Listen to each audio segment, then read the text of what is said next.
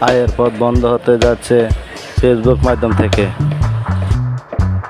কেউ কন্টেন্ট তৈরি করছেন, কেউ অন্যের ভিডিও পোস্ট করছেন, আবার কেউ পণ্য বিক্রি করে মাসে লাখ লাখ টাকা আয় করতেছেন ফেসবুক থেকে।